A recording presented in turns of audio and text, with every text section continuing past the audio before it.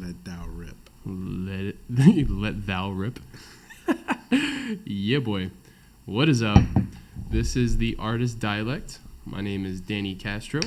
This is episode number 4. Today I'm sitting here with Kevin Vallejos. I asked him before we started how to pronounce his last name so I didn't fuck it up, and I was about to again. So, Mr. Vallejos. Yes. Photographer. Yes. Videographer. Yeah. All around badass social dude to catch at any show. I don't know about social, but I'm very quiet. I would argue that I'm gonna whittle you down to that social point actually throughout this episode. In due time. Yeah. I think you're getting there, man. What's up, everybody? This is my boy. I'm very excited to be doing this right now because this is the first, I guess, non-musician that I'm having on the podcast. Even though you are a musician, you do play drums. That was a long time ago. But nevertheless, I'm excited to have a photographer on the show, kind of a media person, so to speak. So this is definitely going to be a unique episode. If you guys like what you see, please subscribe, throw a comment in the link, and maybe hit this guy up for some good work. All right? We're going to jump right in. Let this intro roll. Holla. We can't hear the drums, but you hear the drums.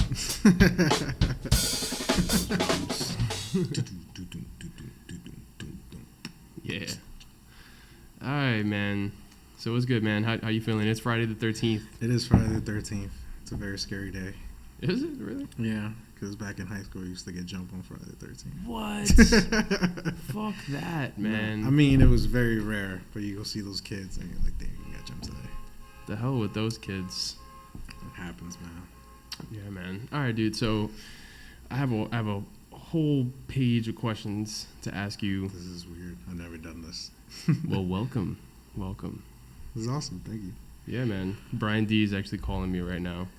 Brian D wants me to go to a jiu-jitsu class. We've been trying to get it going for the past 2 weeks now, and You trying to take him one-on-one?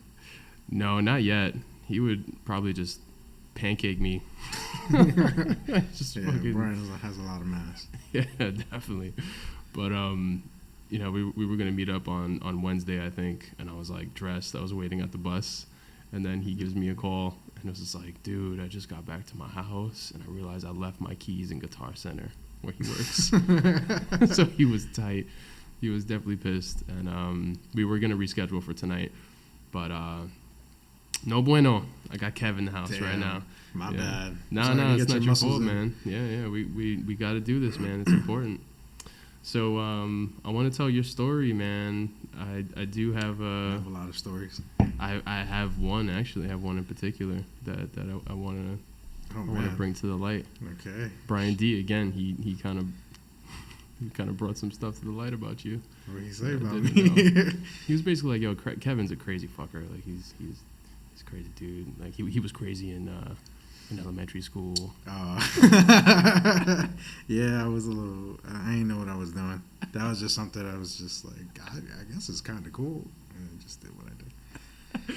All right, so this will be a good place to start. Actually, with most of these interviews, I like to basically get people's kind of chronological order of how all this stuff is going down. So I like to kind of start from the beginning, find out how you got your footing in this musical world, how you started getting interested in photography and all that. But before we do that, we need to talk about the crazy Kev in elementary school and middle school. So Brian told me this story about you lighting a garbage can on fire. It wasn't during it wasn't like fire that. Drill or some no, it was just we're all I don't know why, but back in the day we used to all chill in the boys' bathroom. I don't know why we chose in the boys' bathroom. It's just something we did as middle school. Okay. I don't know. I had the regular matches. I had a box of matches in my not a box, the small one, the flip one. And I don't know, I just kind of lit some tissue paper on, and while everyone was just hanging out, I'm over here in the corner just fucking setting fires. And You needed some attention, man. Like maybe that's probably what it was. But yeah, and I just light some paper and I threw it in the trash, and then people noticed, like, because it was starting to like stink. yeah, like man, the smell of fire. people tend to notice. Like I wasn't trying to do anything, like harm anyone. I was just like whatever. You were just like, I wonder what happens if I do this. Pretty much. Yeah. Now Like, it's a really good story to tell. I did a social. Years later. I basically did a social experiment when I was 12. Oh man. So yeah, that was one thing. This is probably gonna be weird, but since the school that we went to, me and Brian went to a Catholic school, so every now and then we go to mass, like on the weekdays as like a period and shit. Like we would literally go to church. Right. Yeah. Yeah. We would just do that. And I had my keys one day, and I think it was the 8th grade. So I was like right there, like going to public high school. So it was gonna be fun. Bless you. And with my keys in the pews in the aisles, I carved hell in one of the back pews. Oh my God. In church in the middle of a mass. And I remember I don't remember, but slightly don't remember who was sitting next to me. But I remember people were spreading that, and I'm like, damn, I should have never really done that. So it seems like you used to do a lot of stuff just to kind of test your boundaries a little bit, and Pretty much. Kinda Like I like used to see- pretend to throw up. And that's weird. That is weird. Like I look back at it now, and I don't know what's wrong with me. Because But you're that was such a just- normal, like, chill dude. Like, you're so, like, from my perspective, at least, like, when I met you in recent years, like, you're very, like, calm, collected, docile. So, like, I think about these stories. It's so funny, man. Yeah, it was a long time ago though. It's not me now. It's not the same person. So what was that journey, man? Like, what happened that kind of matured you as a person? And did like music have a role to play in any of that, or was it more the people you're hanging out with? Like, I would say it's like the people I was hanging out with, because I was trying to be different. You know, I saw a lot of people follow the trends, as you would say. Like I would see people slowly become someone that, you know, they never really wanted to be. As in, like, if you think about it, back in high school, some people became too popular and like kind of forgot about you. yeah, Or other people like just really didn't pay you no mind because you were certain the type of person. So shit like that, like I grew like witnessing, and like I watch a lot. I people watch a lot, and that's how I slowly. My bad, I just tapped. it's all good. So that's how I slowly was like started getting interested in kind of people. Every person has a story, kind of thing that I was like looking at, and it all started like, you know, I was trying to be different. That was me just trying to be different, and I would just pick up little shit sometimes when people do. Never really understand it because I never like took a class, but I always just like watch, remember, and just like pretend I don't hear anything, but you know I hear like half of the shit that's been going on. So you know, that's what I do. That was back in high school. So with that being different, trying to be different, I think I started hanging out with like a bunch of skater people. Okay.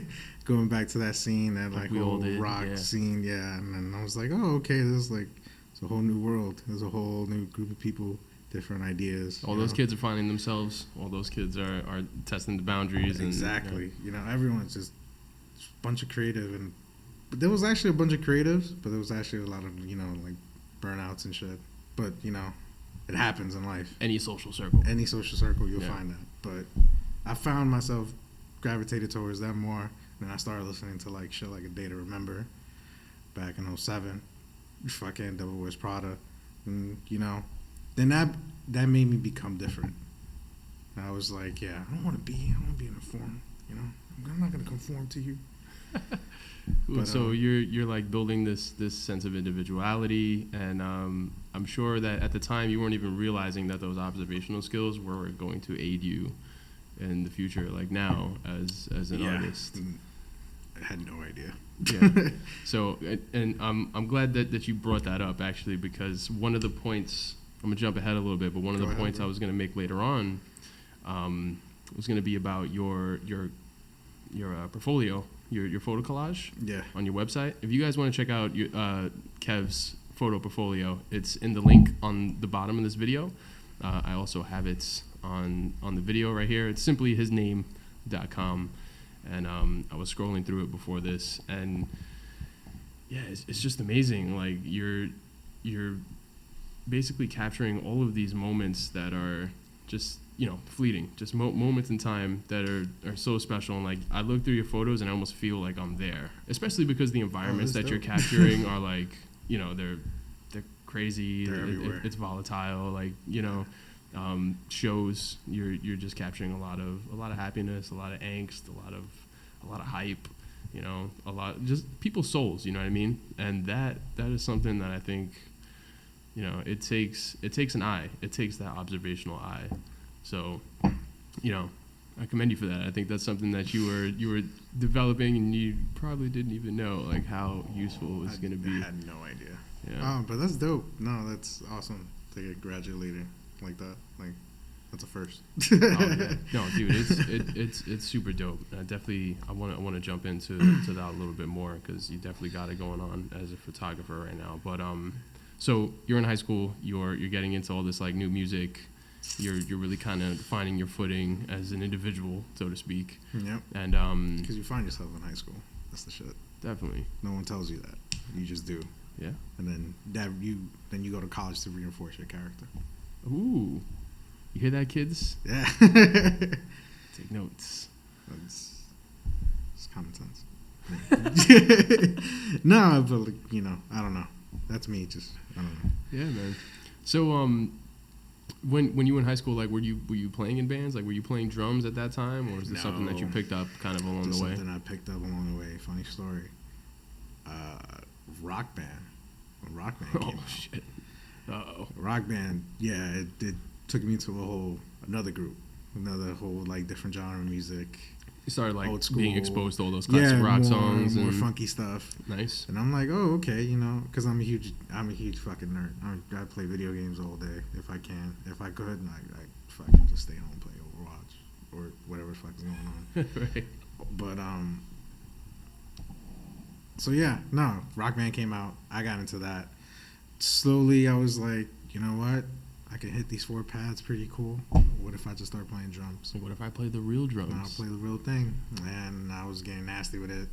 I was playing expert. I was like really in it. Like I would just like play every day, and like just basically follow the same shit, the colors or whatever. Right.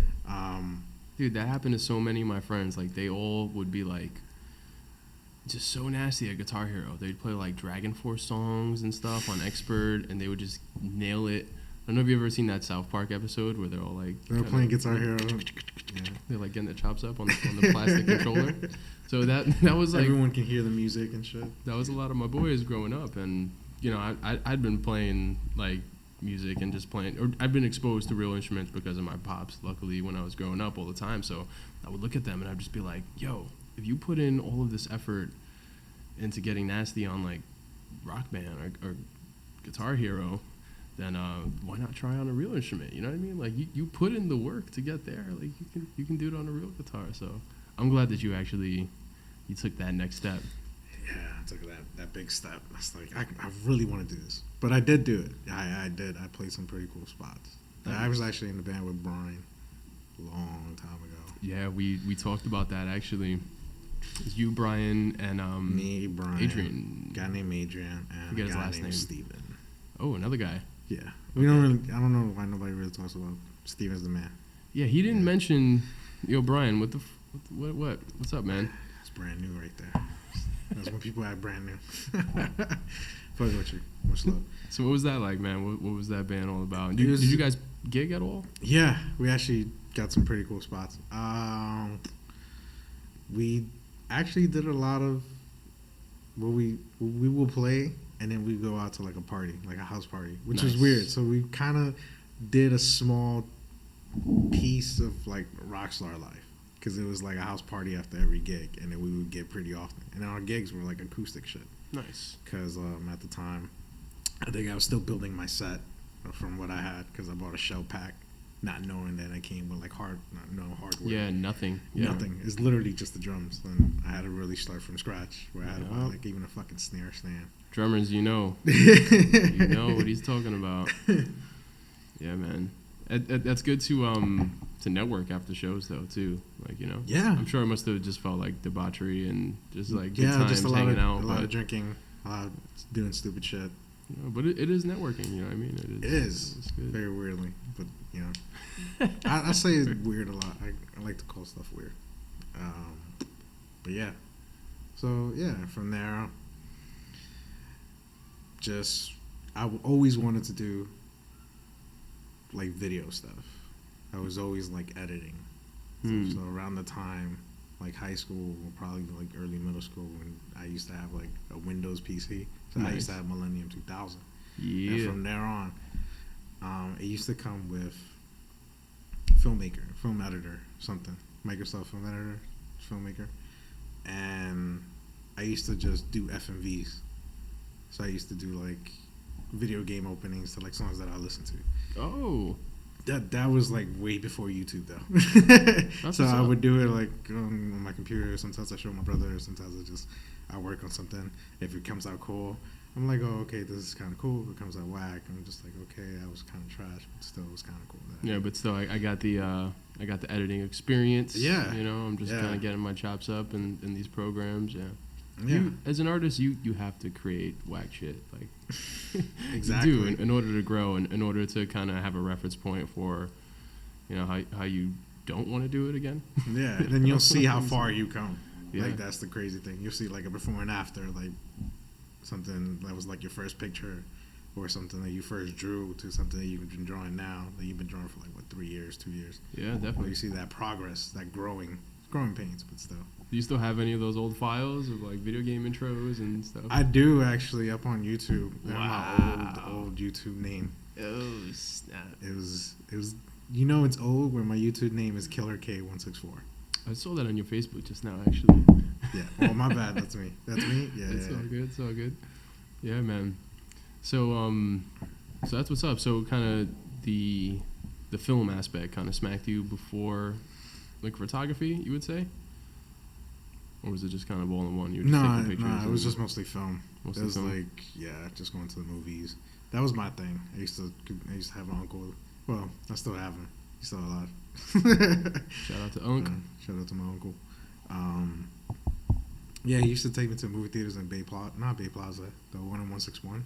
Oh shit. Yankee Stadium. Mm-hmm. So we used to go to the movie theaters a lot, and we used to always see like different action movies, because you know, not being from here, he can like, oh, this is a pretty good action movie.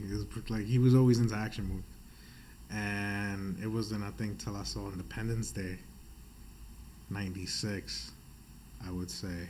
I don't really remember the date, the year. But that was a late '90s movie. That was a late '90s movie, yeah. Mm-hmm. I remember I went to go see it, and I was like, "Yo, I want to do that. I want to do some cool shit like that."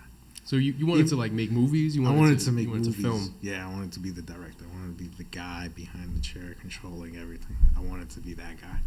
But it was hard. It's hard, but man. It's fun though.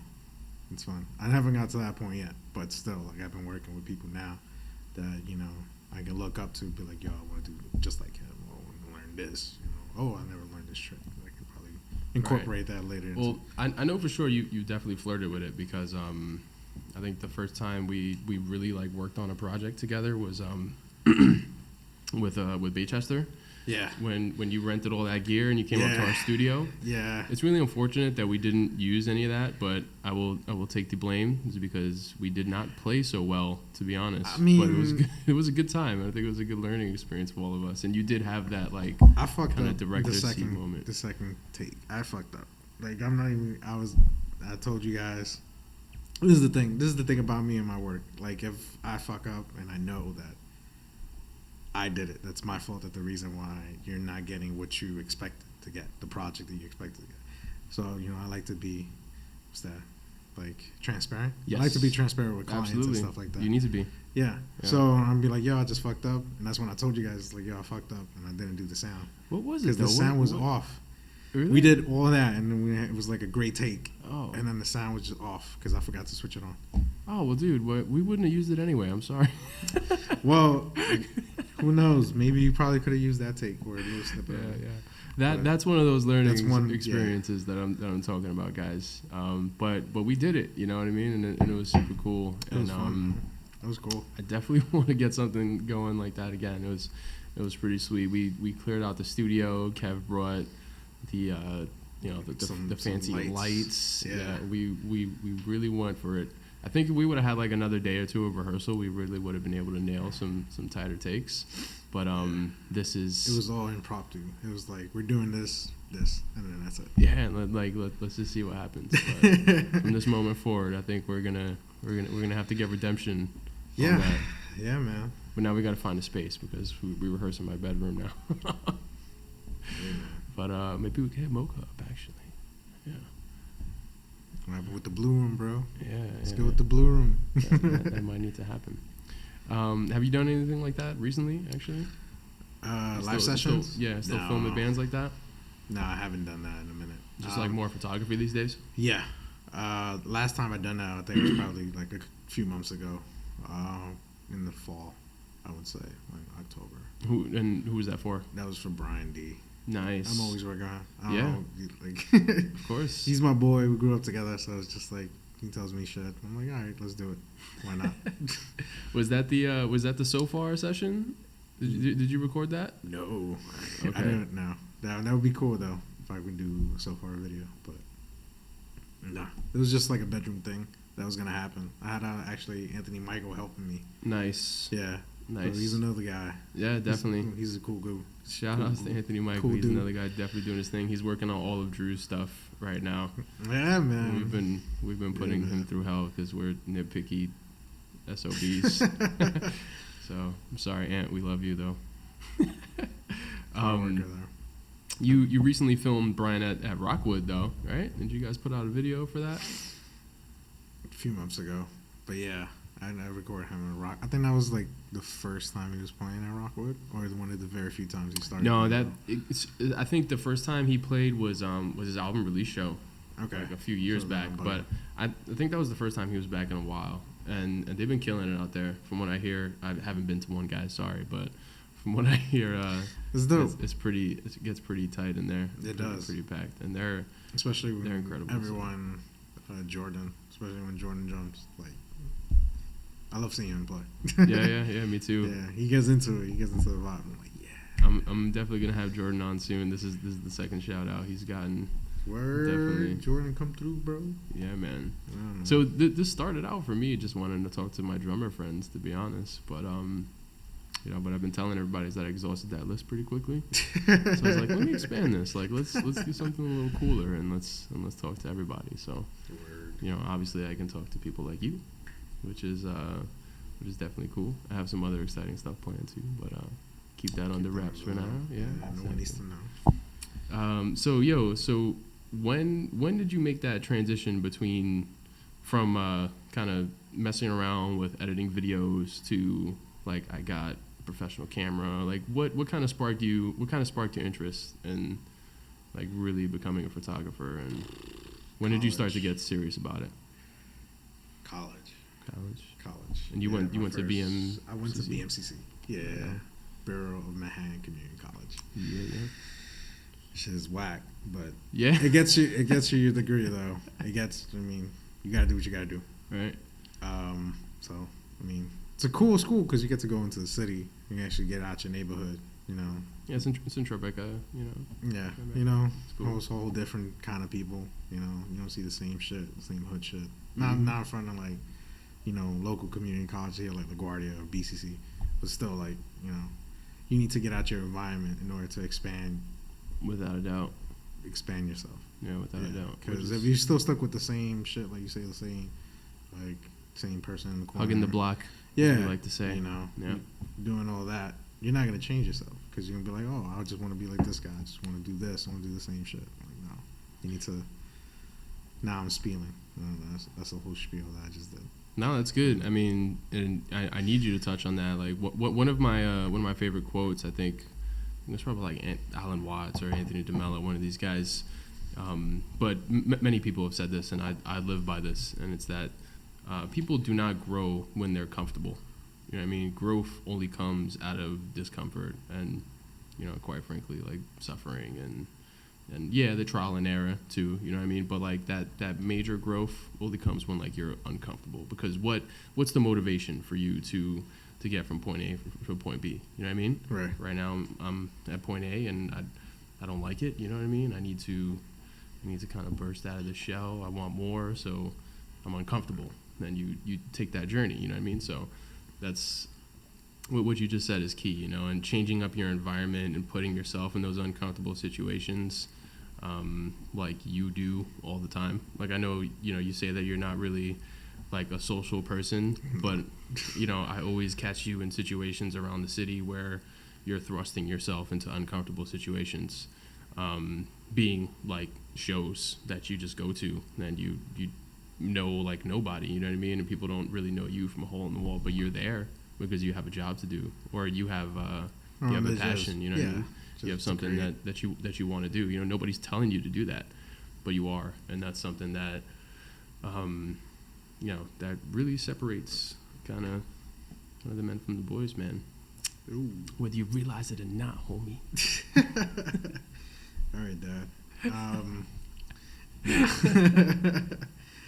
No. So yeah. So I would say like 2011.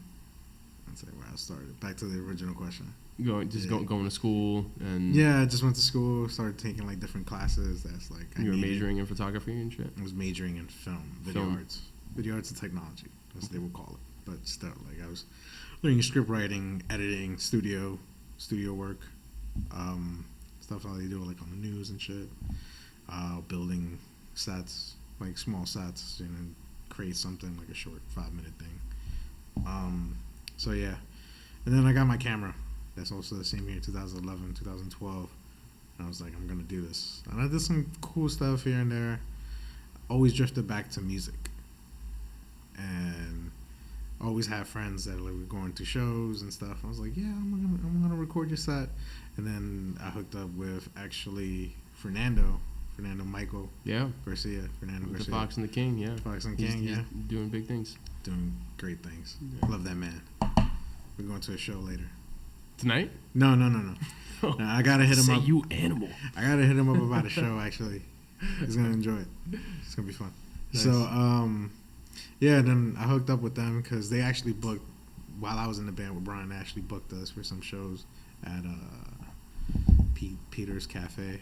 It was like a small little coffee shop in Bronx, right before the bus stop, right before McDonald's. Hold up. So while you were in BMCC, you were still in this like initial like kind of first band with Brian and Adrian? Okay. Yeah, I was still there at that time. Wow. So yeah, no, we kept in touch. Actually, pretty cool. We were pretty tight for for a year or so. And then everyone drifted away, but it happens. Yeah, I mean, everybody's still doing their thing though. It's crazy. Like everybody from that kind of network that you're just talking about. I mean, that dude Adrian is doing great things with Grantham Split, and Brian is obviously killing the game. You're doing your thing. Steven's a family man. Yeah, I was gonna say, but then there's that one other guy. But if he's got a family, then shout out to you, homie. Family man. That's what's up. All the way in Florida. Yeah. That's all I know. But still, much love to him. So yeah, that was yeah, and I worked with the Fox and King for a minute. I was going to the shows. I was recording a lot of the shows, and then I slowly was starting to like fuck around with photography. Like, let's talk about the Fox and the King for a minute. Like, sure. Tell the people, the listeners, what the Fox and the King is, and what their mission statement is, kind of. Yeah. Wow, is it still going on? Are you still affiliated? Like, what's I'm currently not affiliated. I'm independent. I freelance. Okay. So, but the Fox and King is a Bronx-based artist booking and management company. They're located, of course, in the Bronx. And they've been, well, in the beginning, they've been just booking shows, having artists come through with interviews with artists. Like, it'll be like a whole package kind of thing. deal. Like, we'll interview your artist, we'll cover your show, we'll provide pictures, we'll provide video, stuff like that. So it was made mostly for like local artists, and then we branched out to, you know, accepting artists that are traveling, and, you know, we did some pretty cool stuff with some artists here and there. But I mean, that's about it. So you really got a lot of experience during Yeah, that era, working right? with them. And that was like, how, like, was that like a full year? How long were you guys actually doing that? I mean, I It seemed joined, like a minute, but yeah, I joined like 2012, 2013, and I've been with them since up to 2017. wow. Yeah. Wow. So I've it's been with recent them that 4 you years. just kind of branched off, and now you're doing your Yeah, now I'm doing my freelance gig. thing. Decided, you know, I can do a lot. Okay. Yeah, on my own. But, you know, that's just me. You know, no hard feelings. Still love Fernando. Still love. Yeah, for sure. Yeah. Shit. I forgot his name. Don't worry, he's another one. I'm He's calling him gonna- out. Fernando's gonna be up here very soon as Yeah, well. man. Yeah. Yeah. I'm catching all you guys. I'm casting a wide net. Trust me. We all here. We're all here. Bronx base. So Yeah, man. yo, let's talk about the freelance thing actually for a little bit, because one thing I wanted to kind of jump into is how you network and get gigs now. Like, Right. how are you? Or is it just kind of friendships, or are you actually going out and being proactive about meeting people and gaining clients and all that It's stuff? actually a little bit about everything. Mm. So recently, I've been working with an event called the Digilog. So the Digilog brings Digilog? Digilog. Oh, Digilog. Like dialogue, Yeah, but gotcha. digital dialogue. Gotcha. So it's Digilog. So what they are is they like to break that barrier of having a person that works in the industry, like music industry, artist industry in general, and to have them come and talk to people, to upcoming producers, artists, musicians. So we work with WeWork, which is kind of like it's a co-working space. All throughout the city, they have stuff in like Austin, Texas. They have stuff here in New York. They have stuff in LA. So yeah, it's like co-working spaces where you come in, you know, work with a company, have your own little office and stuff. So we work with them to set up these events where people in the industry can talk to, you know, upcoming artists. So with that, that's already a networking event I'm working at. And from there, so that's kind of, that answers the question of like, you know, through a friend or a company, I'm going through these networking events and I'm talking to people. And from there on, I'm just like, oh, you know, I say hi, I take a picture, because I like, and I have to keep moving because I'm also kind of working.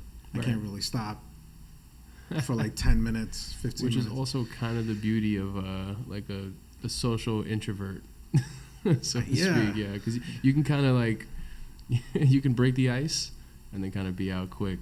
Too, you know what I Yeah, mean? or even sometimes they would like to have conversations, but then it's like I kind of run out of things to say. Then it's like I have to remember that I have to, like, you know, I have to plug myself in there somehow within the conversation, within like whatever we said in 3 minutes. Again, you thrusting yourself into uncomfortable situations to grow, man.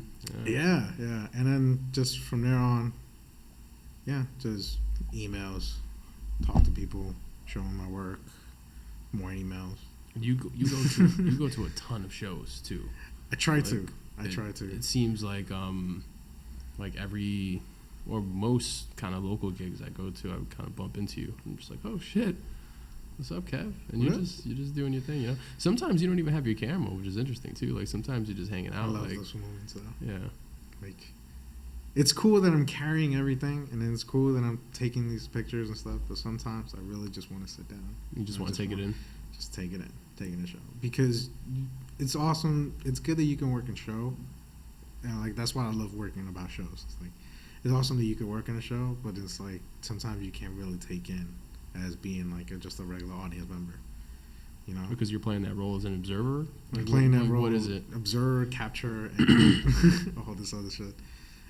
Which is how it was in South by. Like I just recently came back from South by Southwest. Sorry, I had to do it to him. No, absolutely. That's on my list. But if you want to jump into that, let's no, go, man. I mean it goes to Let's what go. you were saying. It goes to what we were talking about, because I'm looking at all these different artists that are performing, and they're killing it, and I know they're killing it, and they're doing their thing. How long were you out there? I was out there for like. How did you get out there? Like, what was the premise? Like, I want to know about this Southwest trip, man. Oh, the Southwest. Okay, all right. So let me finish off the story. Then I go give into detail how I got to South by, which is not that crazy, and it's actually really easy, which is retarded because a lot of people don't know. Enlighten me, please. I will. I shall enlighten you. All right. So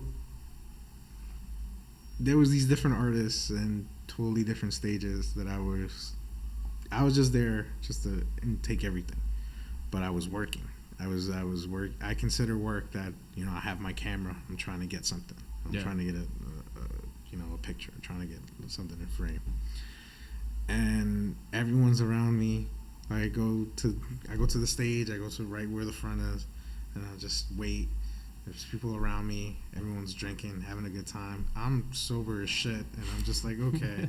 I can't wait to listen to the music. I want to see how good this artist is, because I don't know anything.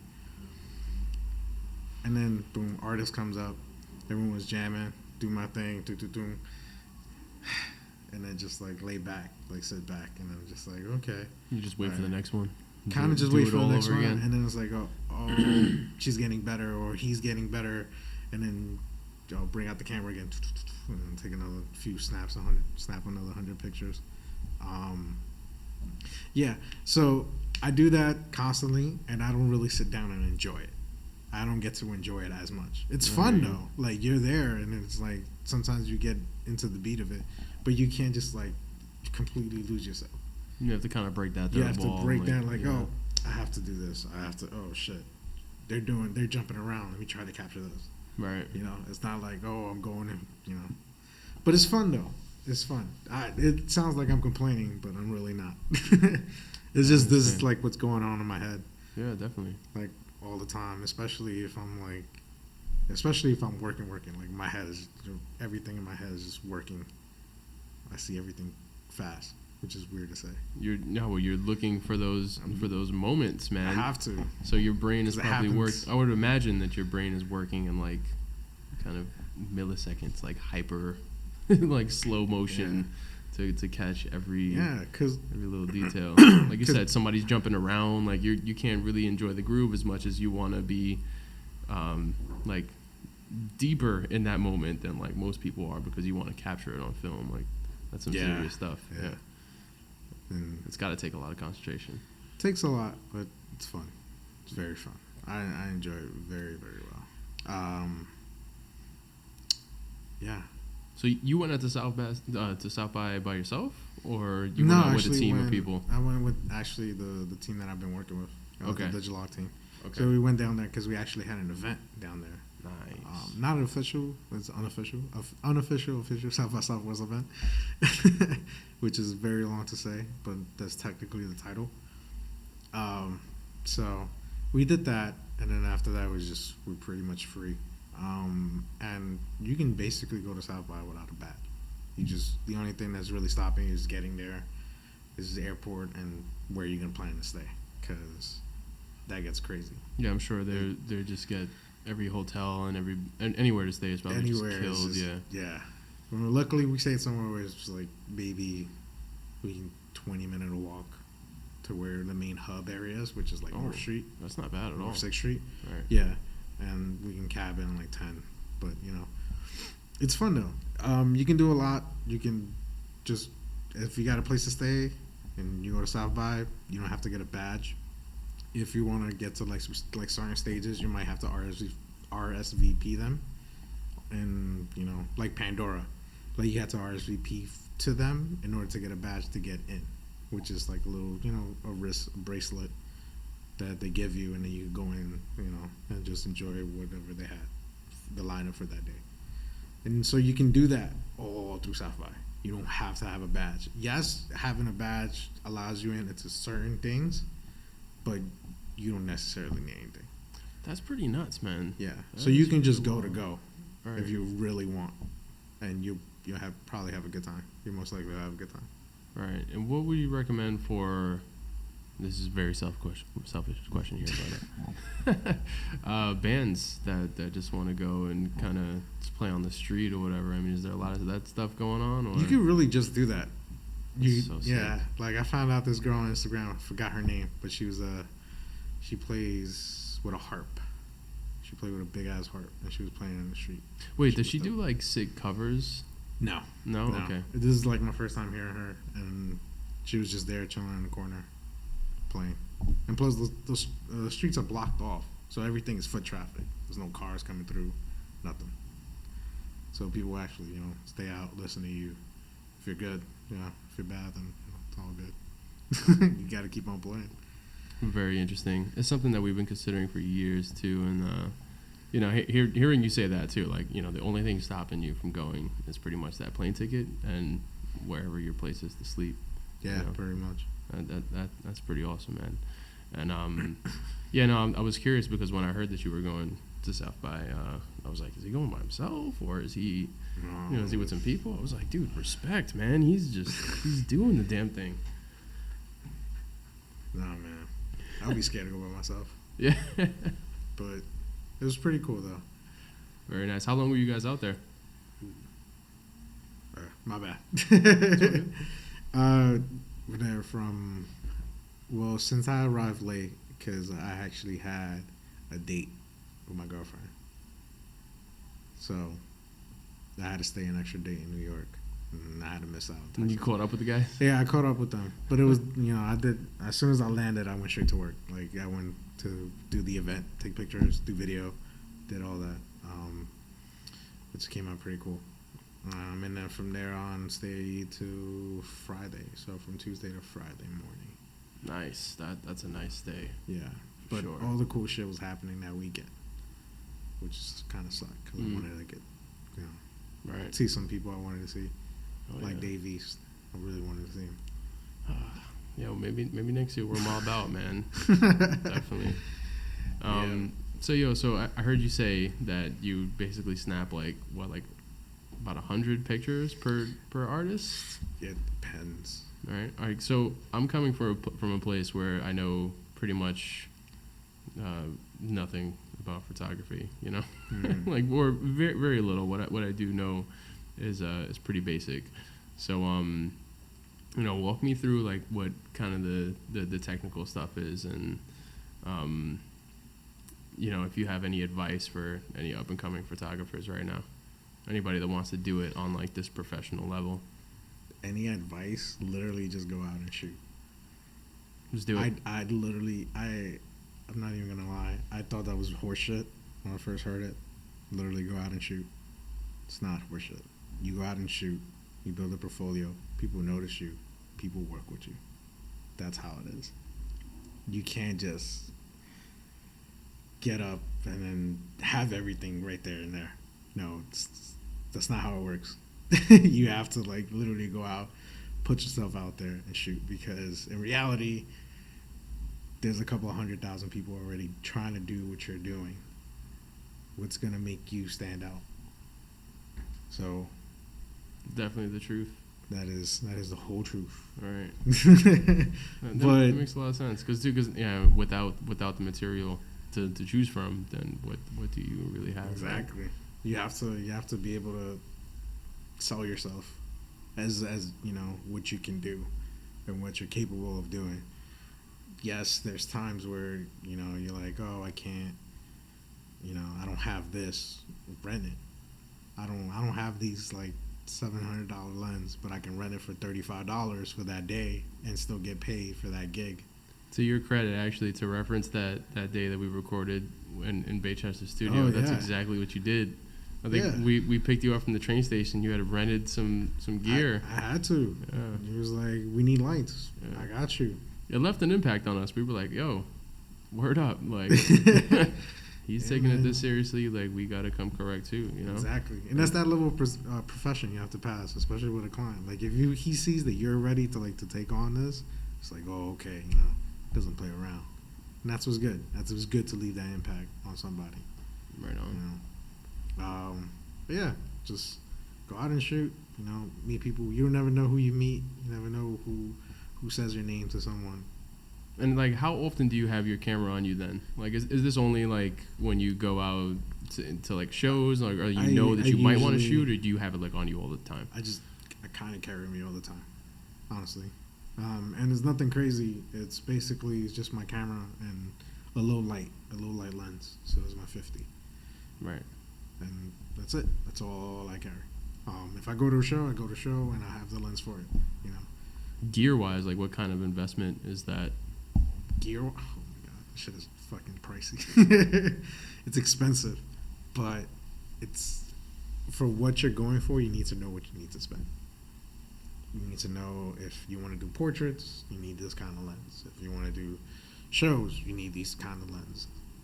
If you want to do just something still or events, you need these kind of lens, because the body only does, with the camera body, only does a specific number of the work. The lens are the ones that bring all that together. Interesting.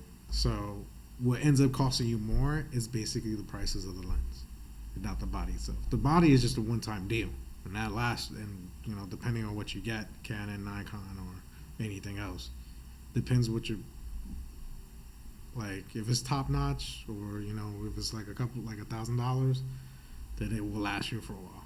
Nice. So yeah, you're spending a few $1,000s. But once you're in, right? Yeah, once you're in, you're in. Yeah. I mean, if you get like paid gigs, eventually the equipment pays off itself. Also, like, don't quit your job. That's a golden rule for any of these type of endeavors. I mean, just don't quit. Gonna need some fuel for the passion. Yeah, but reduce your days. Reduce, just like, okay, I can only work 3-4 days. Right. If your job allows it. If not, then you know you can feel free to shoot weekends. Anybody can do it. That's the beauty of it. Right. You just need to put aside the work and how much hours you need, because when you're shooting, because as I do like music photography mostly, and I shoot artists, I capture like maybe, depending on 4 or 5 songs, I'll be capturing maybe 300 to 500 pictures of just that person for a set, and I have to bring that down to maybe nothing that's overwhelming. Like, I can't give you, hey, here's 200 pictures I took of your event.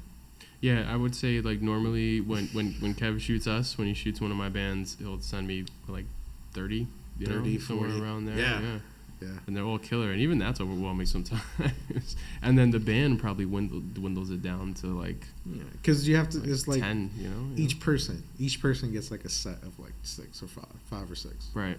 So if it's a 4-person, like 25, 25, 30 pictures, miscellaneous group pics, you get all that. Nice. But but you have to like go in and break it down. Oh, okay, this one's a little fucked up. I don't think I can use it. But this next one, oh, it's clear here. Oh, I can fuck with it.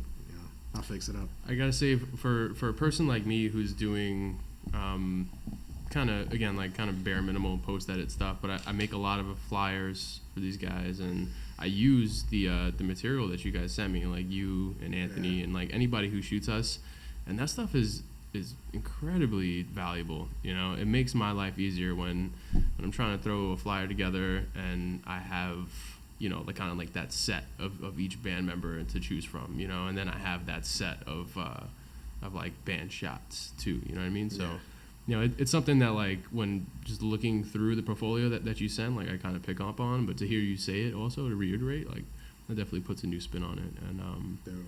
And that's pretty cool for sure. What else? So your portfolio actually, it's brolic, man. It's really long. Yeah, it is long.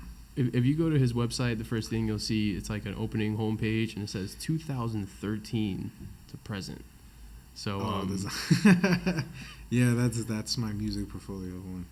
That's my live do music. you have another one actually, or is it in the works? No, that's just mostly a bunch of live shows that I've done that I've like taken seriously, okay. like really cleaning them up, and it's funny because talking about taking it seriously, I've been doing photography since 2011, video and stuff, but I haven't got serious into it since last year, 2017.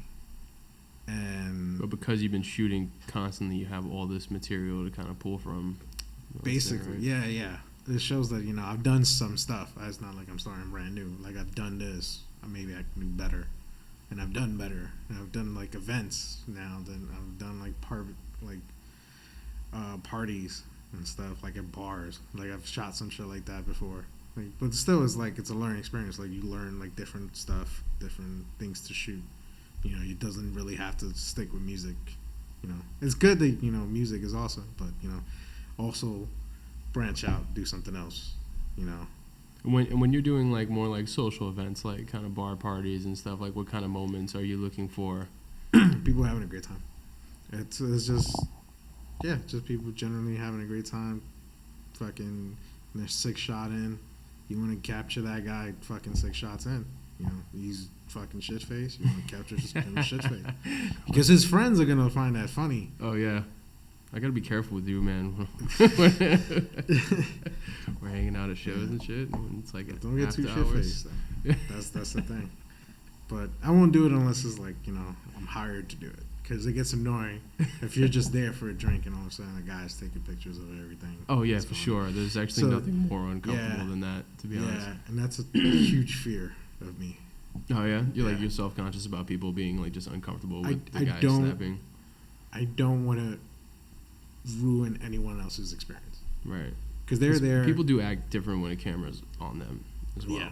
So, like, they're there for a show. They're there for that set. They're there for that event. They don't want nothing, like, ruining in that. And I'm very self-conscious of that. Because I've actually worked with a lot of photographers, and they usually tell me, for, like, most of my events, why don't you use flash? And I'm like, well, I can use flash, but if you're standing up there talking, this is like going back to the Digilock stuff that I've been working on, and if you're standing there talking for 30 to 40 minutes and you're just there listening to these people in the industry that's dropping these gems and stuff, but there's a light that flashes every like few minutes, it's incredibly distracting. It's annoying. Oh yeah, because I would hate that. Yeah. Because me personally, I'm like, if I see that, I'm like, yo, can this guy not do that right now? Yeah, you want to be incognito. You want to capture candid moments, and that helps you if you don't have a flash. And like, people just, I captured a lot of people like sitting down, listening to whatever's going on, and a lot of my shots are very candid. Right. Like, they're not supposed to know I'm shooting at them. But it's great, man. To be honest, that's why I love when you shoot us live a lot of the times, because, so I'm not uncomfortable with you being around or maybe like another photographer, because most times it's like an agreed upon decision. It's like I'm like hiring somebody to be around and get those moments. So like I'll just tune you out and I'll just be like, cool, Kevin's doing his thing. I don't even have to worry about it. And you'll catch shots of like, I think you caught one of me one time, just like I get weird before I play, guys. I stretch. I do like light meditation, or like my eyes will be open, but you won't even know. I'm like really just kind of trying to zen out for a little bit before I rock out. And you've caught me in those moments where like I'm, you're sending me pictures and I'm like, oh shit, that's what I look like. Oh, that's wild, So I can tell that you're paying attention to those things. And if there was a flash on me, for sure, I would have been like, oh Jesus. Yeah, yeah. I mean, sometimes people pay to be in there. I don't want to pay X amount of dollars and then have this guy just be annoying for the rest of the night. Right. So what's your like preferred environment to shoot in? Like, do you anything that's well lit, pretty much. No, seriously. Like, that's not the answer I was thinking, but word up. That makes a lot of sense. That's pretty lit. Yeah. If it's a stage, artists are already lit as much as they can. But if it's like a home kind of thing, home house party, then I'll have to use like a flash, or an underground show. I'll have to use like a flash because those things, they have no light. Right. They don't got time for that. They're mostly in there for the music. Like so, you guys as photographers are really more subject to your environment, pretty much than anything else. Yeah, you have to be ready to shoot whatever the case might be. Right. If it's cramped, it's like, all right, you got to put like a wide angle lens on your camera and get ready to shoot. Like wide. I don't know if I'm saying that right. Yeah, no, yeah, totally. Yeah. Totally. We've all seen those shots, you know, like small confined spaces, a bunch of people packed in. That Yeah. is cool. It Wide. looks cool, though. Wide. Yeah, it looks super dope. Yeah. Makes it seem like it's mad people. Mm-hmm. And it's really probably only like 20. You know, it's Hey. most of our shows. But still, like, you guys kill it. Thank you, People man. need to hear it. Yeah, man. So that's cool. So I would imagine that the lens that you use too is something that is more subject to catching motion as opposed to like Well, it depends. stills. It depends on like my camera settings. Really? Yeah. Well, walk me through that a little bit. Oh man. Okay. It's probably gonna bore people. That's for the photographers, man. But yeah, like if let's say it's a show at Arlene's, right? Arlene's Grocery is kind of just like this, but then everything else is like pitch black. So the stage, so this is the stage, that light is on the stage, whatever. So what I generally like to do is have my ISO, which is letting know how much light you're letting into the camera. So I set it like around 16 or 800, and then I set my aperture, which is, you know, how much light I'm letting into the lens itself. Yo, drop science, baby, do it. Yeah. So I usually leave that at like 2.4 or 2 or 1.8, depending on how not bright or depending how bright I'm trying to catch. And I usually leave my shutter speed at 125, which is pretty fast. It captures like a good. And the shutter speed is so like you hit the button once and it takes like a bunch of pictures. Yeah, it's how fast it captures the frame. So it's a burst. How many pictures do you take in like one burst? Where I have an option where I hold it down and I have continuous shooting. Ooh, So when I hold fancy. it down, it shoots like 3 or 4. I like to shoot like 4 or 5 pictures so straight. you get that like motion. So you know, yeah. So I don't know if like you're gonna be moving or you're gonna like lean back like a certain way. So I don't know that. I'm just trying to capture what I see, and what I see is usually people are doing like the crazy shit because, you know, artists are crazy. Yeah, for And sure. it's okay to be crazy if you're an Definitely. artist. Like, I'm not stopping you for that. You know? But you know, and yeah, that's how I usually capture like those small unique moments here and there. Just- What's it like when you're sifting through all this stuff? Like, do you ever have moments where you feel like you're just creeping on people's It is soul a little bit? It is. It is a little bit. A little, especially if Or just that amount, like that volume of pictures that I could only imagine that you guys have to take, you know? I mean, it's not. It's cool. You know, it's cool that I get to capture that moment. It's cool that I actually did that, and you know, hopefully I can share it with you. But, I don't know. I don't think it's weird. I mean, it is weird. You're used to it, like you just. I'm just generally used to it. There was a beginning phase where I used to take pictures of female artists, of female singers and stuff like that. I mean, of course, some of these girls very like showing off and stuff, and it's weird sometimes that you actually have to like, oh, okay, I have to look at that because of a certain light, you know. But other than that, it's at the end of the day, it's you're being professional. Definitely. Like, you're like, oh, okay, well, this is retarded. It's just a picture of someone, whatever. Fuck it, do what I gotta do, and get out of here. Go to the next picture that I gotta work on.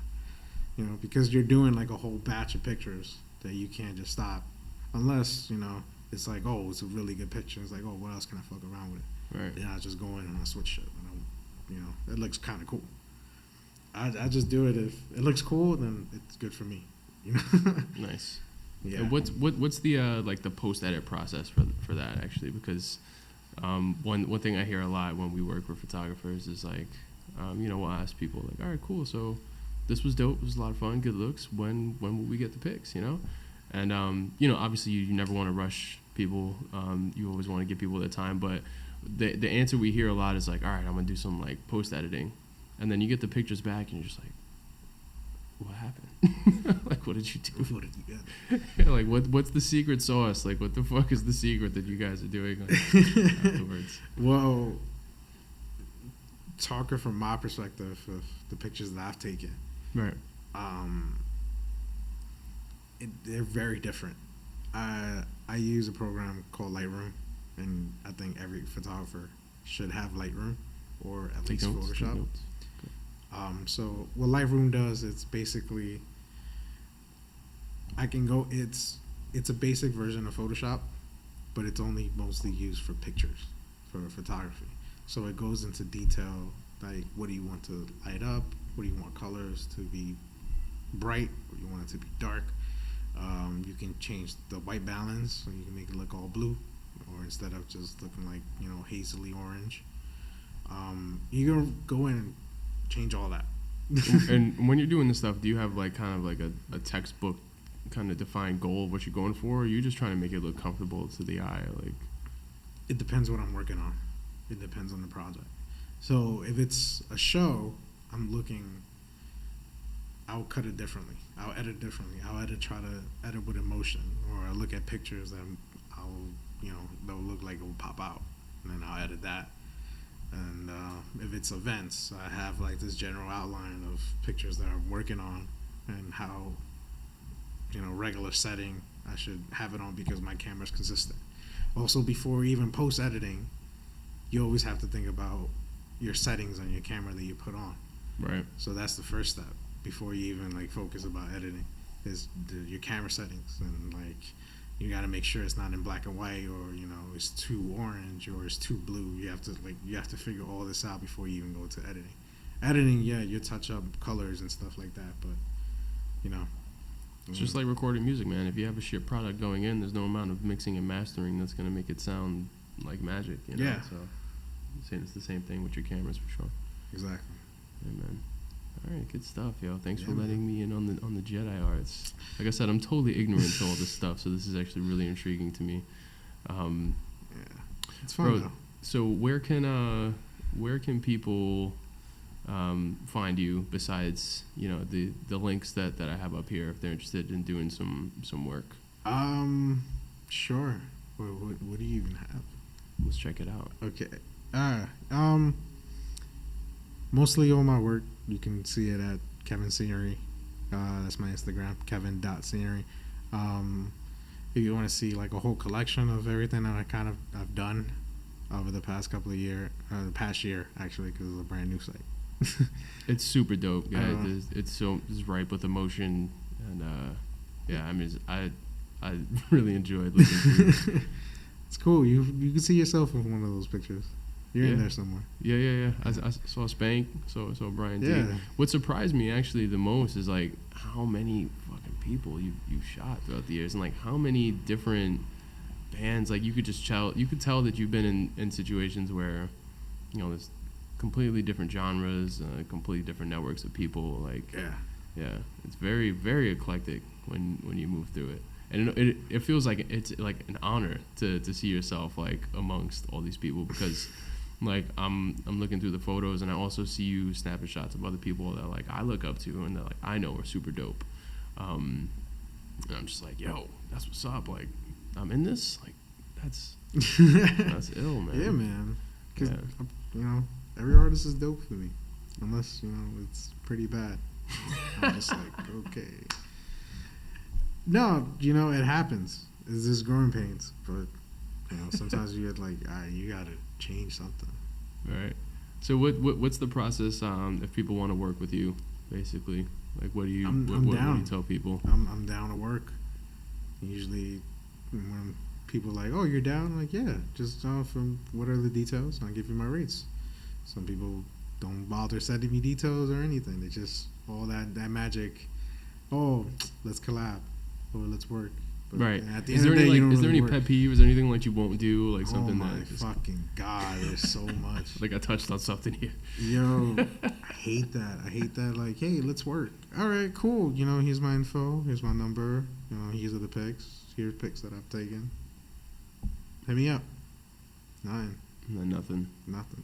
Yeah. And then they hire someone else. Like, I hate this because when you do a certain type of craft and you do it for a long time, you have to have that confidence in yourself. It's like, oh, I can do that. Like, oh, I know my worth. For sure. Yeah. And you see like shit that you've done and shit that you've grown, you've improved and stuff. It's like, okay, so when somebody tells you, oh, hey, let's work, let's work on something that uses your craft that can benefit both of us, because I'm a big up and coming so and so. So I was like, okay, let's do it. But then they hire someone else to do your same craft, and it doesn't come out right. And then you see it, and you're like, damn, he didn't tell me about it. He or she didn't tell me about it. But he went to someone else, and they did not a great job. That's the shit that I hate. Because it's like you wanted to cut a corner. It seems like you genuinely, like, from the pit of your heart, like, want to do good by the artist that you're serving. Yeah. Too, it seems to me, Yeah, like I really, as a former musician, I really do care about your artistship. I understand. Like, I understand there's a certain way you want to be. I understand there's a certain look that you're going for. It's totally fine with me, but just, like, talk to me. Say it. Right. A lot of people don't do. I feel like transparency, man. You said it before. a lot of people don't do that. A lot of people feel like they let the egos run whatever whatever art they're going for, and that's bad. Never let your ego run yourself. Yeah, definitely.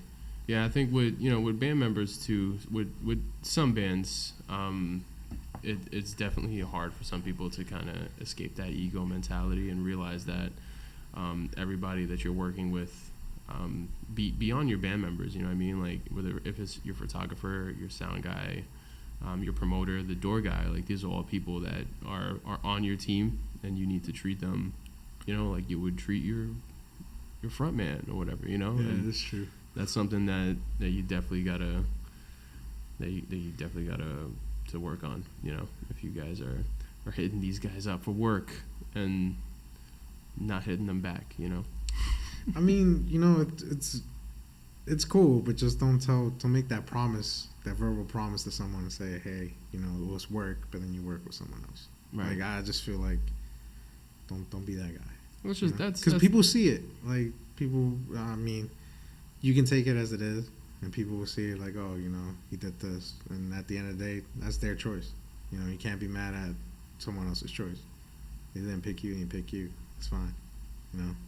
But if you know that you could have done a better job, like, that just irks me. It's just the slight sting. Yeah, it's that sting. It's like, fuck, yo, like, one shot would have been big for you, but went with someone else. But it's all good, That person got to eat. Definitely. I got to look for my next meal. Do you find yourself getting a lot of work these days? Like, I know you just came back from South by and stuff, and that you're affiliated with this new Digilog. Yeah. So, like, how things been going as of recent? Things been going pretty good. We actually had, working with these guys, we actually had an event at the Mass Appeal office a couple of days ago. I think last week. It was pretty dope. Was that like a networking mixer, or was it like a show? It's the same thing that we've been doing for all across New York. Just bringing industry people to talk to, okay, people. But we did it at a WeWork, which is associated with Mass Appeal, and Mass Appeal is Nas's record company. Oh, yeah, I did not know that. But that's what's up. So they just released, like, Nasty Nas. Yeah, they just released that Netflix show Rapture. Yeah, I saw it on my queue, and I was just like, oh, we'll check this out. It was pretty dope. Should definitely, it's worth a check. There's a lot of good gems in there. A lot of stuff worth listening to. Cool, man. Especially if you're going into the music business. Regardless if you're an artist or It's on the queue, man. I'll end up checking it out. Yeah, man, go for it. It's worth it. So, do you have any future projects coming up right now, either independently or with Digilog? Nothing right now. I'm just taking everything as it is, as a day thing. As it comes around. As it comes around, looking for gigs. Just finding work on my own. That's kind of generally the hardest part. It is. Yeah, but it's possible. There's always people looking for something, and there's always people hiring, looking for photographers, or even even if you paint, there's always people looking for painters, artists. Draw, go for it. Like let nothing stop you. You hear that, you freelance guys? Heard from the man himself. Yeah, it's fucking hard, but still, like you get those moments where you see it, like after all the work you've done, you're just like, wow, okay, I'm gonna keep at it. I want to keep getting up this high. I want this high. Yeah, it's such a cool thing to do, Are there any projects that you would like to work on? Actually, I would like anything you haven't done yet that you're like. I want to do a festival, like festival. Okay. That's what I want to do. I don't care any festival. So South by wasn't like that though, because also I've never been there. I've seen pictures, I've seen YouTube stuff. So South by is kind of like just having a bunch of venues down the block, and it's just literally blocks of venues and bars that you can go in, listen to different music, and there's like these private houses, like private like parties. Stuff. It's just stuff that you gotta keep an eye out, look out for when you're down there. Just a lot of stuff going on in this one general vicinity. Yeah. As opposed to like a festival, which you're talking about, like. Yeah, like a festival is like, there's like 3 stages. There's one lineup that's going on in this stage, and there's another lineup, and I want to be at this stage to catch this artist. And Are you planning on going to that last Warped Tour this year? I want to go to work. You I don't think it's gonna happen.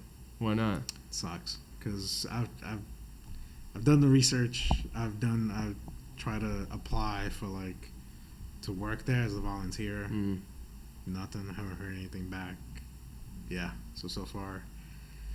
Well, June. Does security get on you though if you're just like a random person with a camera walking around kind of doing freelance stuff? You want to be. I want to be there. Yeah. I want to be work. Yeah. I want to have a pass. Yeah. Shit. I want that. But You think you're still gonna find yourself over there though? If maybe. Yeah, it's the last one. Yeah. I've been talking to people about the lineups. People seem to not be so stoked. I don't even know who's playing. Yeah, that's how I feel. To be honest, I know I wouldn't enjoy 80% of the bands, but I just kind of want to go just to check out the vibe. I actually went for the first time last year. Crystal took me out there, and I was just like, "Whoa, this is nuts!" Out, bro. Yeah, and it was cool, man. It was freaking music summer camp, man. Just going from stage to stage all day. It was awesome. Yeah, I would love to be in that environment. It's dangerous though. It's dangerous, you say? Yeah. Wait. It's that heat. Oh yeah, okay. No, I mean not like the pit and stuff. No. No, that's not what I was thinking about at all. No. I'm thinking But touring environment. Yeah. Fucking just going after the stage. $3 bottle of water. Yeah, that shit sucks. Yeah, definitely. So. But there are some spots to cool yourself off. Oh. We applied. We applied to play too. Yeah. Imagine this year though, man. The last one with the legacy they have. How many people are coming out the woodwork to try to get in to that last one at their date? You know what I mean? Exactly. That's. Might end that's up been a fucking scene kid's dream since it came out. I don't even know when it came out originally. It's like 2000, early 2000s though. Yeah. I do. I just remember seeing videos on TV the good old days, and it used to just look sick, man. I could only imagine. Yeah. Yeah, I know. Alex, Johnny, and Ragu, and all those dudes. They tell me stories about how they used to go every summer. They would come back with dirt up their nose, just crazy shit. So yeah, man. I think if I can get a ride, trying to get somebody to plug that in there. It's not local transport. Yeah, it sucks. Cause then how the fuck you gonna get home? Yeah, have you ever gone up to Jones Beach by Oh, Jones Beach? No, yeah. I never went to Warped Tour when I was in Jones. I went when I was in Jersey though. Oh, okay. Yeah. Is that not as bad when you're doing the local transport thing? It's pretty bad. Yeah. No. That wasn't Long Island. No, I went to Long Island. Yeah. I went to the Coliseum. Something Coliseum. Nassau. I went to Nassau. Yeah, that's also a venue that I've never been to. Yeah, that shit is fucking huge. Yeah, man. But we'll make sure that happens. We'll talk more offline. Let's get to Warped Tour this year. Yeah, But man. Hopefully, if not, there's always something else. Yeah, bro, if you can, let's give me some last words. What are some things you want to tell the people before we go Things offline I here? want to tell the people. Yeah, and any anything coming up? Any more advice for the guys? Advice or anything for the people? Don't be a dick. You live in New York where everyone's an asshole, but don't be an asshole. Just love one another. Word. We're only here in the blink of an eye.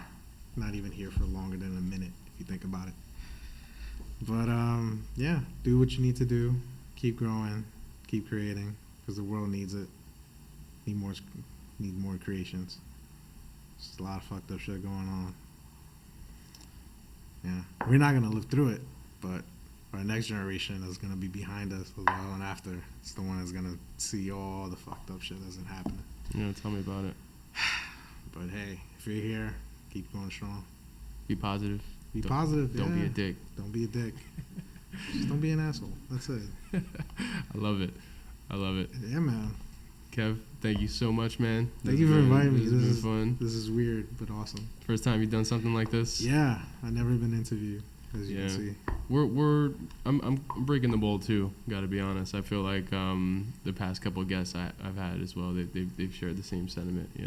I think this is something that's a little new for most of the people I'm gonna be talking to. But it's good, man. Let's get uncomfortable. Yeah, Let's break that mold and let's do something for the scene that they might not have seen before. Because I feel like people need to know about you guys, man. Like, you guys need to know about Kevin and the great work that he does. As soon as you go and check out his portfolio, if you don't want him to go shoot your band or your event or whatever it is, Or Sweet 16s. yeah, he's out here. He's out here. He's looking for work. He's that. hungry. Yeah, man. Call this man. My dude. Yo, thank you very much. We're going to jump off and finish this 6-pack. Thank you guys very much. If you liked the episode, please like and subscribe. You know the deal. I'll be seeing you again very soon. Much love. Danny Castro and Kevinvallejosa. Kevin, yes. Vallejos. Logging out. Peace. Peace.